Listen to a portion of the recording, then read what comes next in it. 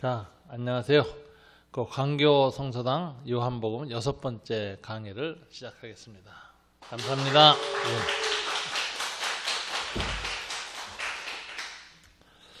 네, 지난 강의에서 이제 이 세 번째 표적을 했습니다.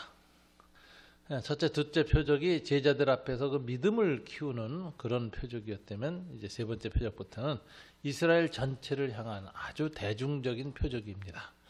그래서 그런지 그 표적의 맥락이 출애굽하고요, 이스라엘 공동체가 형성된 그 출애굽 맥락 속에서 그걸 완성하는 표적이다. 그래서 지난번 표적은 그 애굽에서의 10가지 신화를 출애굽하기 전에 해체시키는 작업을 하나님 모세를 통해서 하신 것처럼, 예수님도 예루살렘에 올라가서 그 당시 유대 민중들이 사로잡혀 있던 이 치유 신화, 천사 신화를 해체시키는 작업을 해요. 그래서 거기에 가장 오랫동안 노예 생활에 있었던 38년 된 사람을 자유케 하시는데, 무엇으로 신화를 해체했느냐? 말씀으로 해체하셨다. 네? 그래서 이 성경 요한복음에 보면 표적보다 강화가 더 중요하고, 강화 중에서는 예수가 누구인가, 이 I am 메시지가 핵심 메시지인데, 이건 다 뭐냐, 말씀으로 모든 것을 온전케 하시는 거거든요. 그래서 이제 표적이 실현된 말씀이라면, 다만은 기록된 또는 설명된 표적, 이런 식의 서로 상보적인 관계가 있는데, 하여튼 말씀으로 신화 체계를 다 무너뜨렸어요. 그리고 동시에 이스라엘의 엘리트들은 신화가 아니라 율법의 노예가 되어 있었고, 그래서 이 율법 체계에 대해서 예수님이 바로 이제 싸움이 붙었는데, 그 신화에 신음하던 38년 된 사람을 고친 것이 중요하지 않고, 안식일에 고쳤다고 이게 트집을 잡고, 이 이데올로기, 율법이라는 종교 이데올로기를 가지고 사람을 노예하려고 하는데, 예수님이 그것을 아버지께서 일하시니 나도 일하지 않느냐라고 하시면서 그것을 아주 무너뜨려 버리죠. 그래서 예수님의 안식일 논쟁, 여기 딱 나와요. 그래서 이제 지난번 강의했던 그 세 번째 베데스다 연못 표적을 신화와 율법 체제로부터 하나님의 백성을 해방시킨 예수의 말씀 사역, 이렇게 보면 딱 될 거예요. 정돈이 되시죠? 예. 그런데 이번에 네 번째 표적은 오병이어 표적이라고 합니다. 그런데 이 표적의 의미가 뭐냐 하면은, 본문에 보니까 4절, 때 마침 유대인의 명절인 유월절이 가까운지라, 유월절 가까이 행한 표적이에요. 그러니까 이게 벌써 출애굽하고 연관돼 있죠, 유월절. 그죠? 예. 그 다음에 장소가 어디죠? 벳세다 광야죠. 디베라의 갈릴리 바다 건너편으로 가서 큰 무리가 따르는데, 이게 이제 벳세다 광야라는 것이. 그러니까 광야예요, 광야. 먹을 것이 없어요, 광야는. 그래서 이제 도시락이 없는데, 이제 애기 도시락 하나 오병이어 가지고 이제 먹는, 그냥 나오잖아요. 그러니까 이 광야라고 하는 거예요. 이게 이스라엘 백성이 10가지 신화를, 애굽 신화를 하나님의 능력으로 깨뜨리고 출애굽하여서 나온 것이 광야였죠. 바로 똑같은 그 광야 상황이 이제 들어오는 것입니다. 그리고 광야의 의미가 뭐냐? 광야 40년 동안 이스라엘 백성은 항상 하나님이 우리 가운데 계신가 안 계신가 테스트했어요. 어려운 일이 있어요. 그래서 이게 테스트 피리어드라 그래. 그리고 하나님을 테스트하다가 자기네들이 시험에 빠져요. 그래가지고선 소위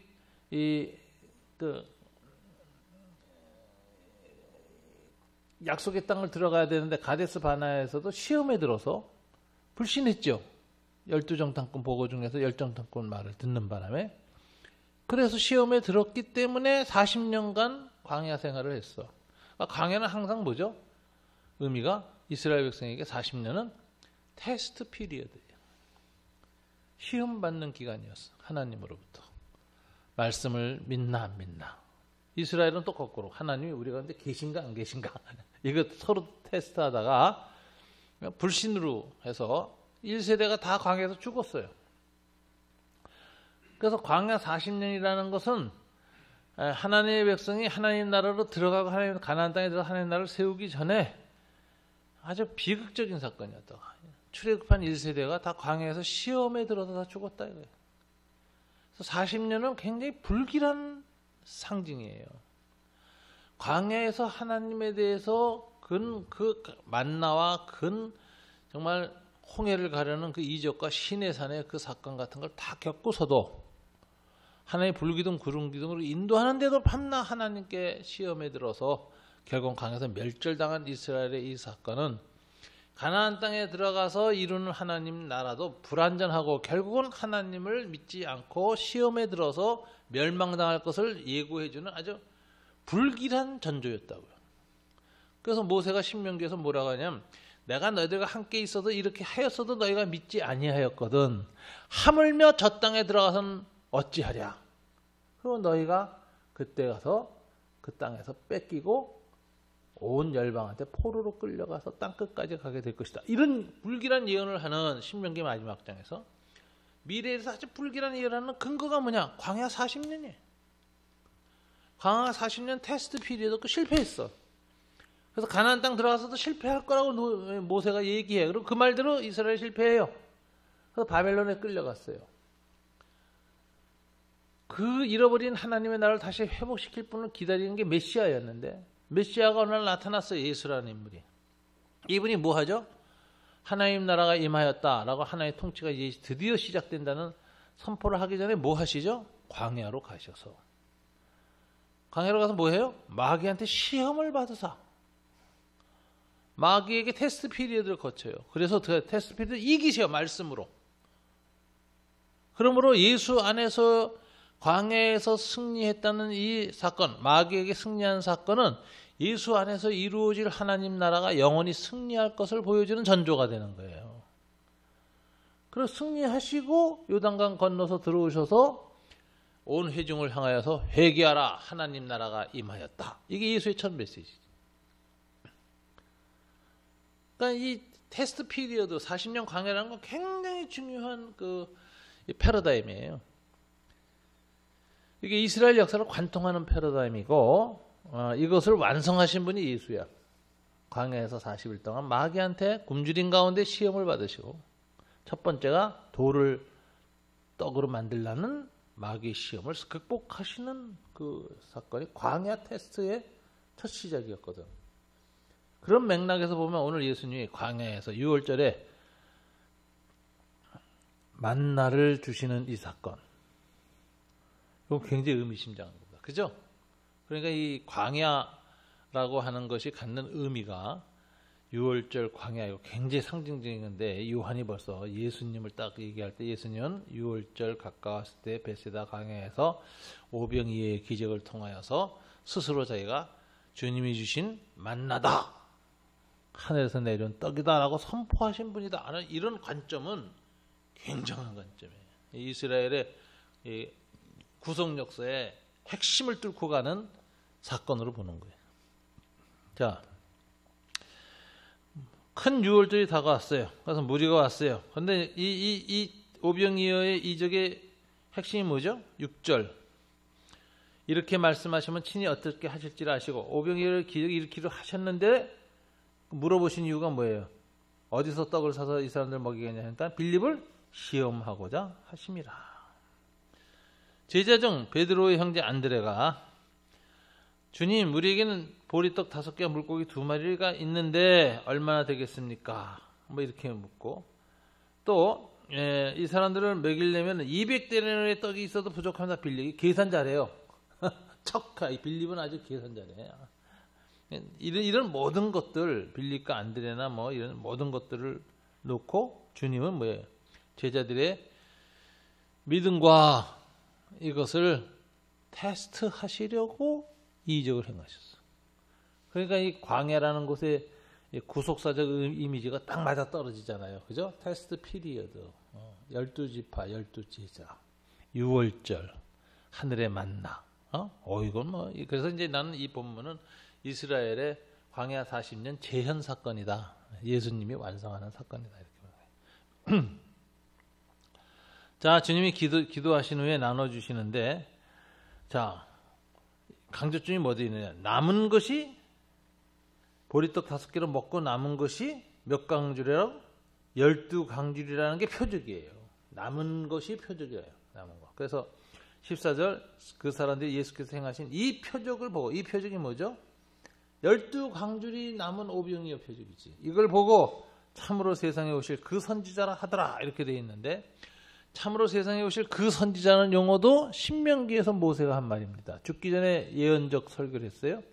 내가 죽고 난 다음에 내 후에 나와 같은 한 선지자가 너에게 올 것이다 이렇게 얘기해요. 그래서 그 The Prophet, 여러 선지자 중에 하나가 나와 같은 한 선지자, 그래서 The Prophet인데, 모세의 선지자 사역은 그 후에 나온 다른 선지자들하고 완전히 격이 다른 거예요. 왜 그렇죠? 나머지 선지자는 하나님의 얼굴을 직접 대면하지 않고 말씀을 전파했어요. 모세만은 하나님과 직접 얼굴을 대면하고 말씀을 받은 사람이야. 그러니까 제일 비서가냐, 비서 대변인 중에 수석 대변인이야. 나머지는 다 차석들이야. 그런데 모세가 말해, 나와 같이 하나님을 직접 대면하여 계시를 받아 전달하는 그런 선지자가 또 나타날 것이다. 이게 주로 메시아예요. 육체를 입고 하나님이 사람의 몸으로 와서 친히 하나님과 얼굴을 대면하면서 하나님 말씀을 전해. 그래서 메시아 표적이 The Prophet이에요. 그 선지자. 그래서 이제 세례 요한이 딱 나타났을 때 광야에 이 사람이 누구냐? 예루살렘에서 이제 신문단을 만들어서 조사하러 왔잖아요. 그래서 묻잖아요. 넌 누구냐? 대답을 안 하니까 그리스도이냐? 주님이 그리스도가 오신다는 예언이 있으니까 메시아냐니까 아니다. 그러니까 두 번째, 그럼 그 선지자냐? 이거 똑같은 질문이에요. 아니다. 그러니까 답답해서 그럼 넌 뭐냐? 그랬더니 I am the voice of wilderness. 난 광야에 외치는 자의 소리일 뿐이다. 자기를 인격화도 안 해요. 광야의 한 소리에 불과하다. 나는 무슨 소리냐? 나는 내 뒤에 오시는 분의 길을 준비하는 그 길잡이의 소리일 뿐이다. 물러가라 비껴가라 임금님 오신다 하는 그거다. 길라잡이일 뿐이다. 나는 그분의 발걸음을 평탄하기 위해서 길을 올곧게 곱게 만드는 사람이다. 즉 고속도로 넣는 사람이다. 산은 허물어서 골짜기를 돋우고, 골짜기는 돋우고 산은 허물어서 이 험난한 길에 긴 고속도로를, 평탄한 길을 내는다. 그 메시아가 오게 하기 위해서 미리 와서 준비하는 자다. 길을 준비하는 자. 그럼 메시아가 빨리 오도록 평탄한 길을 만드는 게 뭐냐? 회개 사역이다. 아이, 이렇게 얘기하는 거예요, 세례 요한이. 그때도 그 선지자냐 하는 말이 탁 튀어나와요. 그 선지자라는 예언에 사로잡히던 사람들이 오늘 예수를 보고 강에서 뭐라죠? 오병이 행하는 걸 보고 네가 그럼 그 선지자냐 이러는 거죠. 그 선지자다. 이 오병이어 하지 마세요. 이게 보리떡으로 만든 5개고요. 이어도 이 성지 그림 가면 이렇게 이어가 커요. 그리고 그거는 갈릴리 바다에서 이제 베드로가 이제 잡은 그 금화가 물고 나간 고기 하는데 그거는 좀 큽니다. 사실은. 그래서 튀기면은 이렇게 접시 안에 이만큼씩 큰 거 이렇게 나다. 그 하나만 먹으면 배가 부를 정도로 이렇게 그 베드로 고기라 그래요. 그런데 오병이어는 그게 아니에요. 오병이어는 밀가루 소박한 떡을 먹게 하기 위해서 멸치처럼 작은 물고기를 이렇게 말린 거예요. 그래서 짜게 해가지고 먹는 아주 소박한 식사야. 가난한 사람들이 아주 소박한 식사야. 어린애한테 준 거. 그걸 주님이 나눠줬는데, 이거 축사하시니까 이상한 일이 일어나서 떡을 절반을 딱 떼면 절반이 또 나오고, 그 작은 메르치 같은 거 가운데 툭 떼서 떼면은 또 튀어나오고 대가리가. 꼬리 쪽을 떼면 또 꼬리가 튀어나오고. 그러니까 이 사도들이 오병이어 나누면서 5,000명이니까 한 2,000명을 나눠주면서 친히 기적의 동참자가 된 거예요. 예수의 표적 행하는 자가 된 거라. 얼마나 믿음이 생겼겠어요. 이걸 받아먹는 사람들도 보면서 그냥 아멘 아멘 하는 거야. 나가다 빠지는 거야. 이 감동받아서. 이건 뭐냐?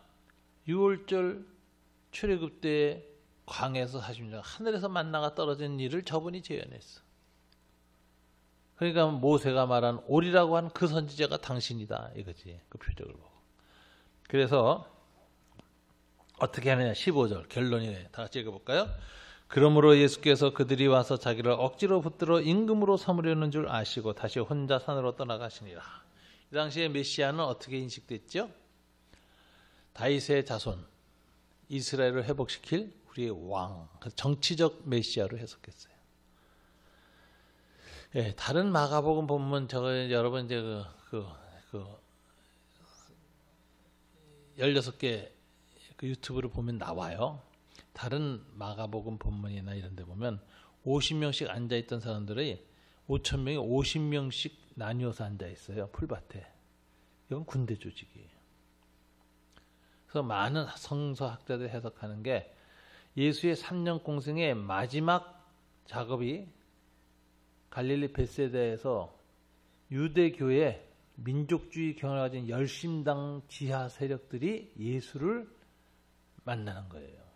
그래서 이들은 군대 조직이에요. 탈레반 같은 사람들이에요. 로마에 저항하는. 그래서 50명씩 나누어 앉아. 그러니까 성경에 그렇게 기록돼 있어. 50명씩 나누어 앉았다. 그리고 이제 그때 잔디의 그 색깔이 푸르렀다. 그래서 그 현장에서 본 사람의 증언이라는 게 나오는 거죠. 그 잔디가 푸르렀다라는 것까지 기록했어요. 현장 증인이 이제 한 증언인 거예요. 그런데 그들이 예수가 거기서 오병이어의 이적을 행하는 거 보고 흥분해서 다 같이 우리의 왕이 되소서라고 외치는 거예요. 그래서 유대 민족 해방전선의 위원장으로 삼고 로마에 대한 대항전을 시작하려고 하는 거죠. 예수가 거부하고 떠나니까 이들의 실망감이 크고 이런 장면이 나오는 거예요. 그래서 그 당시에 메시아니즘이라는 건 대부분 정치적 메시아였어요. 예수님 오병이어 행한 것은 예수가 6월절에 그 출애굽 해방을 이끈 모세처럼 정치적으로 로마로부터 이스라엘을 해방시킬 정치적 메시아다라고 이들은 기대하고 삼으려고 했고, 그래서 이 이적을 보고 예수를 왕으로 삼으려고 했지만 예수는 뭐예요? 자기는 정치적 메시아가 아니죠. 그래서 그걸 이제 인자 메시아니즘이라 그래요. 예수의 메시아니즘은 유대인들은 다윗 메시아니즘, 다윗의 후손으로 오시는 이요. 그러고서 막 흔들고 나가는 거죠. 환호하고. 정치적 메시아니즘이고, 예수는 뭐야? 자기를 다윗의 아들이라고 한 번에 그러지 않았어요. Son of Man이라고 그랬지. 사람의 아들. 그건 다니엘서에 나오는 표현인데 자신의 신적 본질을 얘기하면서 인자 같은 이라는 말은 마지막에 전 인류를 죽음과 사망에서 구원하시는 종말론적 구원과 해방자를 얘기하는 거예요. 로마로부터 해방시키는 자가 아니라 더 근원적인 해방자이심을 보여주는 것이 인자라는, 그래서 인자 메시아니즘이라고. 예수의 메시아니즘은 당시 유대인들은 다윗의 아들 메시아니즘이에요. 정치적 메시아니즘. 예수님이 오병이어 행하니까 어이구 이거 홍해 만나 사건 재현하는 이분이야말로 우리 로마로부터 해방시킬 메시아다. 그래서 왕으로 삼으려고 하는데 주님이 혼자 산으로 떠나가시다 했어요. 자, 이랬으니까 이 많은 유대인들이 실망했을까요? 어리둥절했을까요? 어리둥절하고 무슨 말이죠? 뭐 이거 왜 이러지? 왜 가셨지? 그랬던가. 그잖아요.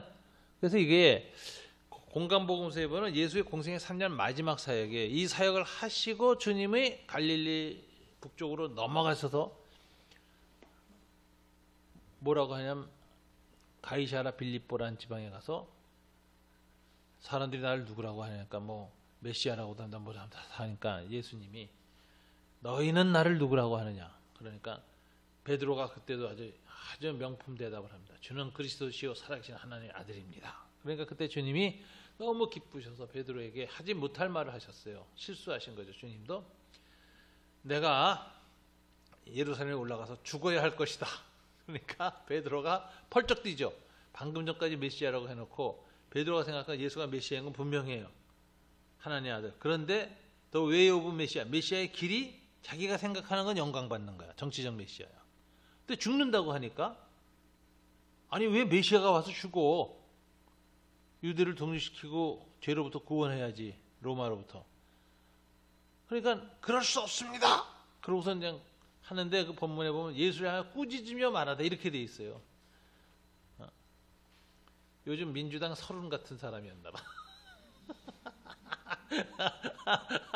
막 꾸짖으면서 예수에 대해서 그냥 이러니까 당신이 잘못한 거라고. 뭐 어딜 죽냐고 말이야. 이러고 막 소리를 지르고 그러니까 예수님이 사탄아 내 뒤를 물러가라. 이러고서 이제 야단치는 장면이 나와요. 그만큼 그 당시에 예수의 제자인 베드로나 이 당시 오병이어 때 예수를 임금으로 삼는 모든 유대인의 젊은이들은 메시아니즘은 정치적 메시아니즘이었어요.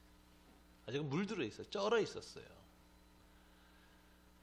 자, 그러면은 이 이적을 행하시고 주님은 싹 혼자 산으로 떠나갔으니까 갑자기 그 수많은 5천 명하고 예수님 사이엔 결렬이 일어난 겁니다. 그래서 예수님의 갈릴리 사역 3년이 실패로 끝나는 거예요. 갈릴리 3년 사역 때문에 갈릴리는 모든 민중들이 5천 명이 모였는데 그 모인 숫자가 2만 명 보거든요. 여자하고 어린아이들까지 포함하면. 그러면 그 당시 예수님 당시에 유대 팔레스타인적인 유태인 전체 인구가 로마가 인구 조사한 걸 보면 80만까지 가요. 많으면. 그리고 2만 명이 모였다 그러면 전 인구의 몇 분의 1이 모인 겁니까? 40분의 1. 그죠? 지금 대한민국 인구 6천만에다가 40분의 1이면 몇 만이에요? 150만이 모인 거야. 세종로 광장에서 모이면 나라가 바뀌어요. 150만이 모이면 뒤집어져. 혁명이 일어나. 근데 이건 세종로 광장도 아니고 그 오기 힘든 개마고원에서 150만 명이 모였어. 예수 때문에. 이건 어마어마한 사건이에요. 갈릴리 북쪽 베세다 강에서 150만이 모였다. 요즘 말하는 인구의 40분의 1이. 그 중엔 5천 명은 남자들이었고 50명씩 열을 쥐어 앉았다. 이거는 50부장 100부장 전투대형이거든.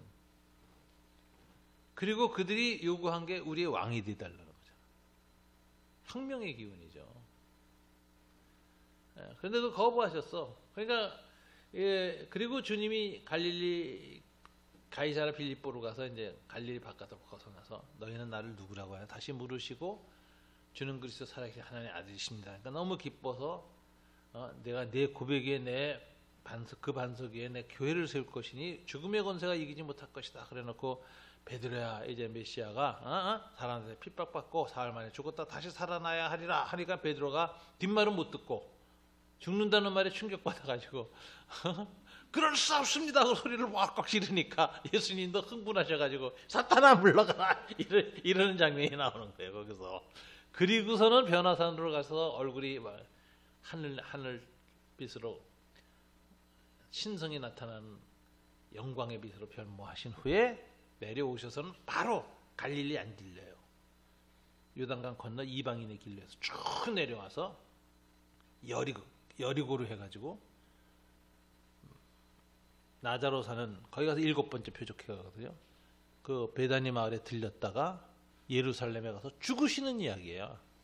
그러니까 이 벳사다 강의 이 오병이어 사건은 예수의 공생의 마지막 사건이라니까. 그래서 갈릴리 3년 사역의 총 결산인데 실패로 끝나요. 결렬로. 왜? 죽으라고 3년간 복음 전하고 이적을 행하고 표적을 행했더니 전부 정치적 메시아로 모시려고 하니까 예수님이 이 이적을 행하는 원래 종말론적 의미를 모르는 거예요. 그 당시 사람들이. 다 그 시대의 아젠다에 사로잡혀 그 시대의 욕망에 사로잡혀서 예수를 그 시대의 자기네들의 소원을 채워주는 메시아로 이렇게 좋게 생각해가지고 매다니까 주님이 피하지 가버렸지. 그래서 쓸쓸하게 제자들한테 묻잖아요. 너희는 나를 누구라고 하느냐. 네, 그 이야기가 이제 오늘 본문에 나오는 거예요. 근데 그 얘기를 하기 전에 한 가지 본문에 오늘 본문은 잇따라 표적이 또 하나 나옵니다. 이게 5번째 표적이에요. 이것도 출애굽 표적이야. 뭐냐 홍해 표적이라는 거예요. 제자들이 바다로 갔어요. 그런데 바다 건너서 가버나움 와서 벳세다 강에서 가버나움으로 건너갔습니다. 도시로. 가는데 어두웠고 예수님은 아직 산에 가서 아직 안 내려오셨는데 18절 큰 바람이 불어 파도가 일어나서 다른 본문에 보면 다 죽으려고 그랬어요. 풍랑이 일어서 다 죽을 같은 공포에 사로잡혔는데 갑자기 예수께서 바다 위로 걸어오시는 걸 보고 저들이 두려워해요. 그리고 주님이 올라서셔서 두려워하지 말라 그러고 풍랑을 꾸짖으니 잠잠하게 돼가지고 맞은편으로 가는 이야기가 나와. 이게 이제 다른 공간복음서하고 비교해서 통합해서 보는 사건 재구성입니다. 그럼 거기에서 예수님이 뭘 보여준 거예요? 표적은 자기가 하나님의 아들이시면서 창조주라는 걸 보여주고, 출애굽의 홍해를 가른 그 자연 질서를 명령하시는 하나님이라는 걸 보여주는 것이고, 풍랑을 잠잠케 하시고, 풍랑을 불러일으키면 동풍이 불어서 홍해 바다가 갈라지게 했던 바로 그 하나님이 자기라는 걸 계시하신 거예요. 그러니까 이 계시가 연달아 나왔잖아요. 그죠? 베데스다 표적은 이스라엘이 이집트에서 10가지 신화에 사로잡혀 있던 걸 해방시키는, 신화로부터의 해방, 율법으로부터의 해방, 노예체제로부터 해방되는 그 정신을 자유인으로 만드는 그 사건이고, 오병이어는 광야에서 40년 동안 불신앙의 테스트를 받으면서 하나님의 백성으로 거듭나는 과정에서 하나님 베푸신 만나의 이적이고, 그리고 오늘 바다 위로 걸어오신 사건 이어서 나와서 바로 예수님이 홍해를 일으킨, 이적을 일으킨 바로 그분이시다라는 걸 계시하시는 거예요. 이게 전부 6월절 이적이라는 거지. 세 가지가 한꺼번에 딱 6월절 표적, 6월절 표적. 자, 그리고 이제 가버나움에 가셨더니 바다 건너편에서 다른 사람들이 꽉 그냥 배들을 타고 가버나움까지 또 따라왔네. 예수가 대답 안 하고 산으로 가버리니까, 우리 왕이 되라고 하니까. 그러니까 이제 25절, 바다 건너편에서 만나 라삐어 언제 여기 오셨나이까.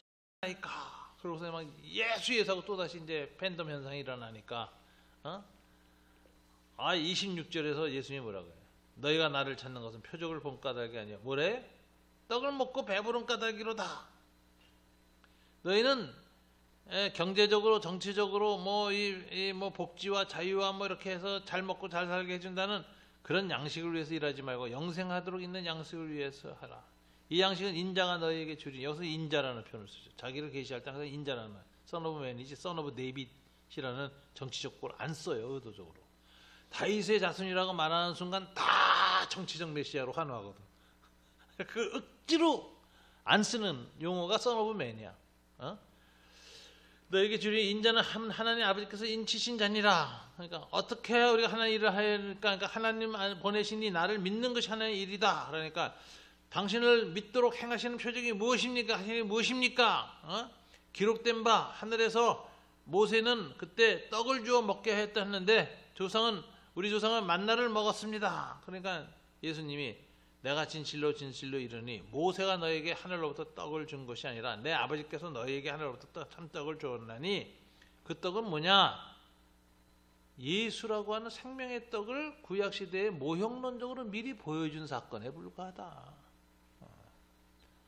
그들이 이르되 주여 30절 이 떡을 항상 우리에게 주소서. 그러니까 예수님이 여기서 에고 에이미 자기 계시가 나오죠. 첫 번째 이 계시가 뭡니까? 유명한 계시죠. I am the bread of life. 나는 생명의 떡이다. 자, 이게 이 다섯 번째 표적을 하려고 나서 행하신 가버나움 강화에서 6장 22절부터 71절까지 긴 강화를 해요. 그러면서 거기에 피크가 뭐죠? I am, 나는 누구냐? 나는 광야의 생명의 떡이다. 내게 오는 자는 결코 줄이지 아니할 것이고 영원히 목마르지 아니할 것이고 너희는 이제 구원을 얻는다. 뭐 이런 뜻 하는 것이죠. 그래서 41절 자기가 하늘에서 내려온 떡이라고 하심으로 유대인들이 예수에 대해 수군거리면서 야, 지가 하늘에서 내려왔대. 그 부모가 갈릴리 목수 요셉이란 거 아는데 저 무슨 소리야. 그러니까 예수님이 이것을 다 들으시면서 내가 생명의 떡이다. 48절 다시 얘기를 해요. 너희 조상들은 광야에서 만나를 먹었어도 죽었거냐. 나는 하늘에서 내려온 떡이니 사람마다 먹고 죽지 아니하게 하려는 것이라. 나는 하늘에서 내려온 삶에 살아있는 떡이니 사람이 이 떡을 먹으면 영생하리라. 내가 줄 떡은 곧 생명의 세상의 생명을 위한 내 살이니라. 이렇게 함으로써 예수님은 자기의 삶 자체를 하나님의 광야에서 행하신 성례전적인 떡으로 얘기합니다. 성찬. 그리고 이 모세가 행했던 만나도 성찬의 예표에 불과하다. 내가 그 완성하러 온 하늘의 떡이다. 이렇게 얘기를 하는 거예요. 그래서 영생을 위한 떡이다. 그러자 51절에서 유대인들은 서로 논쟁해 버렸어요. 야, 이 사람은 이상한 말 한다. 자기 살을 먹으라고 한다. 아, 예수님은 이 말을 알고 서로 이거 도대체 무슨 소리야? 말이 되는 소리야 이거. 이러고서 우리가 식인종이냐? 왜 살을 먹어야 돼? 막 이러고 그러고 있으니까 53절 예수님이 더 놀랍게 얘기해요. 내가 진실로 진실로 너에게 이르노니 인자의 살을 먹지 아니하고 인자의 피를 마시지 아니하면 너희 속에 생명이 없느니라. 완전히 좀비 얘기지. 살을 먹고 피를 마셔야 돼. 내 살을 먹고 내 피를 마시는 영생을 가졌고 마지막 날에 내가 그를 다시 살리리. 내 살은 참된 양식이요 내 피는 참된 음료로다. 내 살을 먹고 내 피를 마시는 자는 내 안에 거하고 나도 그의 안에 거하나니. 그러면서 계속 이 떡을 먹는 자는 영원히 살리라. 59절 이 말씀은 예수께서 가버나움 회당에서 가르치실 때 하신 말씀입니다. 자, 이게 가버나움 강화라는 거예요. 오병이어의 표적과 홍해의 표적을 행하신 후에 그 떡을 먹은 자들이 여전히 쫓아와서 예수를 연호하고 환호할 때 그들 앞에서 이 강론을 했어요. 이게 못 알아들었죠, 다. 이게 도대체 무슨 소리냐? 무슨 살을 먹고 무슨 피를 먹고 이게 도대체 무슨 말인지 모르겠다. 자, 60절 평가. 자, 첫 번째 토론회 가버나움 토론회 끝나고 나면 평가입니다. 제자 중 여럿이 듣고 말하되 이 말씀은 어렵도다. 누가 들을 수 있느냐? 예수님 이 말씀 도대체 못 알아들을 말이다. 이거 듣고 무슨 예수님 쫓을 사람이 누가 있지? 야, 이렇게 말하면 되나? 막 이랬겠죠? 윤석열 캠프 같아요. 저 양반이 자꾸 저렇게 가서 실수하지. 이거 죽겠네. 뭐 이런 식으로. 누가 죽을까? 61절 예수께서 스스로 제자들이 이 말씀에 대하여 수군거리는 줄 아시고 이르시되 이 말이 너에게 걸림이 되느냐? 그러니까 다 걸렸지. 자, 그러나 내가 너에게 이른 말은 63절 아예 육신으로 사람의 진짜 살과 피를 먹으라는 그런 좀비 같은 얘기가 아니다 이거야. 내가 너에게 이른 말은 영이요 생명이니라. 이게 영에 관한 이야기를 하는 건데 이 비유를 못 알아듣고 이렇게 육체적으로 생각하느냐 해요. 그런데도 알아들었어요? 못 알아들었어요? 못 알아들었죠? 결과 뭐예요? 66절 다 같이 읽어볼까요? 그때부터 그의 제자 중에 많은 사람이 떠나가고 다시 그와 함께 다니지 아니하더라. 예수는 틀렸어. 우리가 기다렸던 그 메시아 아니야. 로마로부터 해방시켜줄 인간도 아니야. 뭐 하는 말 보면 무슨 말이야. 표적을 행할 때는 우리가 아주 왕악하고 쫓아서 막 이랬는데 말하는 거 들어가 영 틀렸네. 이러고 이제 떠나요. 예수님이 쓸쓸해졌나 봐요. 67절에. 묘한 말을 하죠. 12명만 턱 남아서 그 많던 인간은 다 사라지고 쓸쓸하게 12명은 남아있는데 툭 쳐다보면서 뭐라고 하시죠? 너희도 가려느냐?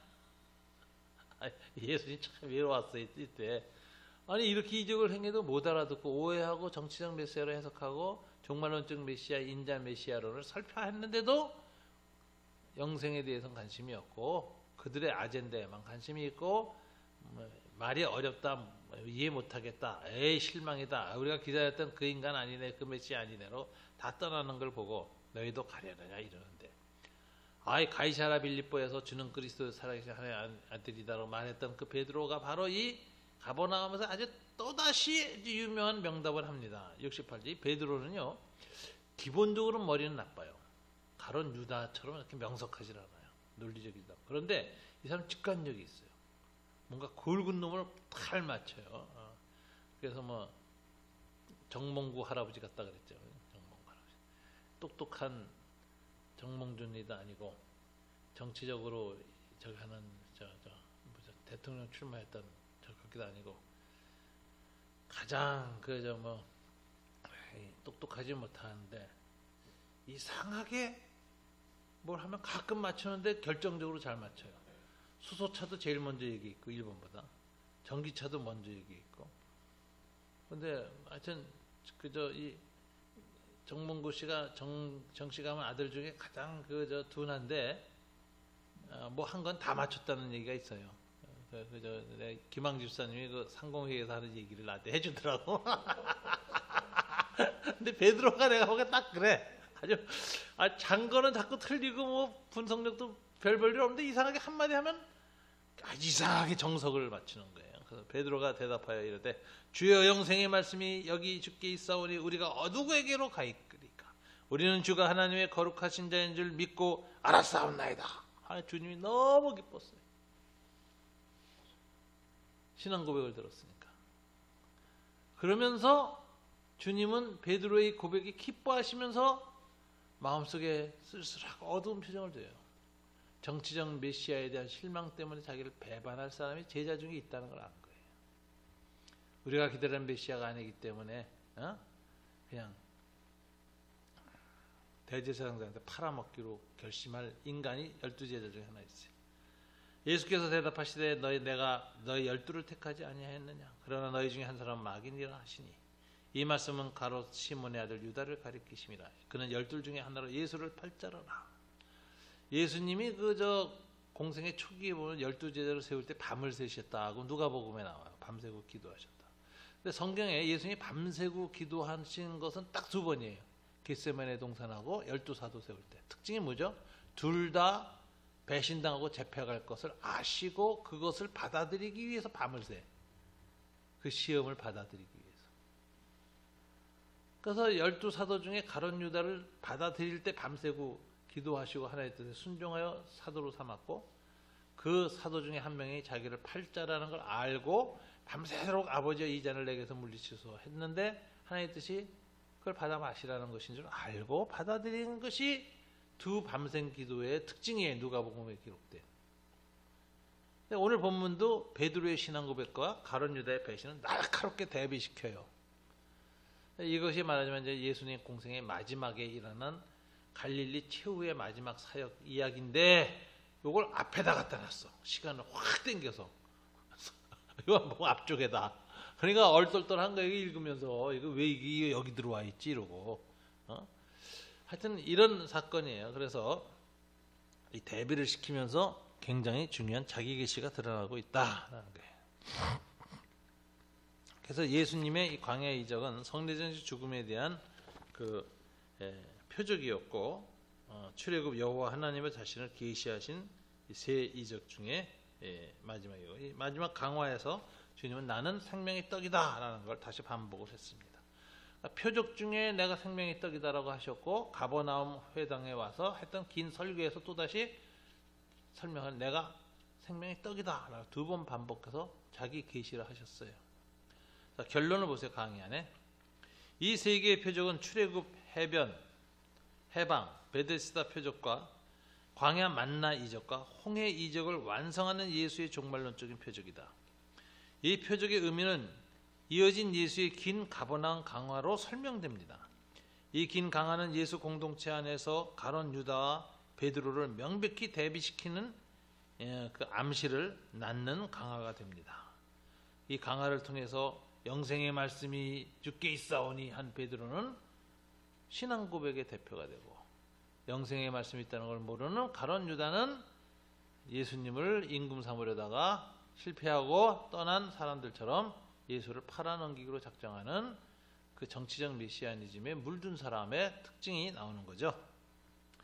예수의 세 개의 표적과 네 번째 강화 그리고 첫 번째 자기 계시 에고 에이미 나는 새 생명의 떡이다라는 이 계시는 다 신자와 불신자, 배신자와 제자, 가룟 유다와 베드로, 어두움과 빛을 분명하게 구분해주는 종말론적인 이중 사건입니다.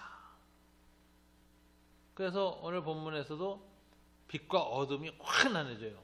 신앙 고백하는 베드로, 빛에 속한 사람, 12제자 중에 아주 시커먼 놈 하나, 어둠에 속한 인간은 딱 대비시키고 끝나요. 그러면서 예수는 뭐예요? 성례전적 표적을 행한 자. 그죠? 해방과 만나와 그 다음에 자기가 생명의 떡이라는 걸 드러내면서 출애굽 바다를 잠잠케 하시는 홍해 이적 이런 것들을 재현하시는 예수. 그래서 셋째, 넷째, 다섯째 표적은 다 묶어서 이스라엘 전체 회중을 향한 표적이었죠. 그리고 동시에 출애굽 표적이었어요. 그리고 그것을 통해서 영생의 말씀을 깨닫는, 희미하게 깨달은 베드로와 캄캄한 가룟 유다가 대비되면서 끝나요. 그래서 예수의 표적과 강화와 에고에임이 계시는, 결국 그것을 받아들여서 빛의 자녀가 되는 사람과 받아들이지 못하고 어둠 속에 머무는 사람의 두 대비로 끝난다. 그게 에피소드들이죠. 그래서 오늘 3, 4, 5, 요한복음 5장, 6장 두 번을 다 우리가 이렇게 살폈습니다. 오늘 이 6번째 강의는 바로 네 번째 표적, 5번째 표적, 오병이어의 표적과 갈릴리 바다를 잠잠케 하시고 걸어서 건너오시는 자연세계를 통제하신 창조주 하나님의 그 표적이 출애굽 맥락 속에서 아주 잘 나타난 사건입니다. 자, 이 당시에 가장 큰 어둠은 뭐였죠? 정치적 메시아니즘이었습니다. 그래서 이 기독교 복음이 정치 이데올로기의 도구가 되면 가장 사탄적이 되는 거예요. 정치적 이데올로기를 초월하는 복음이 돼야 돼요. 넘어서야 돼요. 그래서 어느 시대 사상에 사로잡히면 안 돼요. 그래서 기독교는 자본주의를 지지한다. 이것도 마귀 짓이고, 기독교는 사회주의다. 이것도 마귀 짓이고, 기독교는 사회주의, 자본주의하고 상관없어요. 그건 이데올로기를 초월하는 거예요. 그래서 자유주의 체제에서도 하나님의 자유에 합당한 건 옳은 거고, 사회주의 체제에게는 인간의 평등과 생존권에 대한 이런 거 옳은 거, 부분적으로 옳은 거지. 뭐 하나님이 무슨 이즘에 속해 있습니까? 하나님이 이즘을 초월하시는 분이죠. 하여튼 오늘 우리 이제 오늘 공부를 통해서 딱 정확하게 10시 1분입니다. 지난주보다는 정확하게 끝났습니다. 끝내도 되겠죠? 예, 신화와 이데올로기부터 해방시키는 예수. 이것을 우리가 배웠습니다. 기도하겠습니다. 하나님 감사합니다. 오늘도 이렇게 표적 공부, 요한복음을 공부하게 하시니 감사합니다. 주님 안에서 이 하나님의 놀라운 초월을 체험하게 도와주시고, 이 세상의 사람을 노예화시키는 모든 거짓 신화들과 이데올로기들로부터 말씀으로 자유롭게 되는 하나님의 백성이 되게 도와주시기를 원합니다. 베드로처럼 영생의 말씀이 여기 계시오니 우리가 어디로 가리까? 라는 신앙 고백이 있도록 축복해 주시옵소서. 예수님 이름으로 기도드립니다. 아멘. 예, 감사합니다.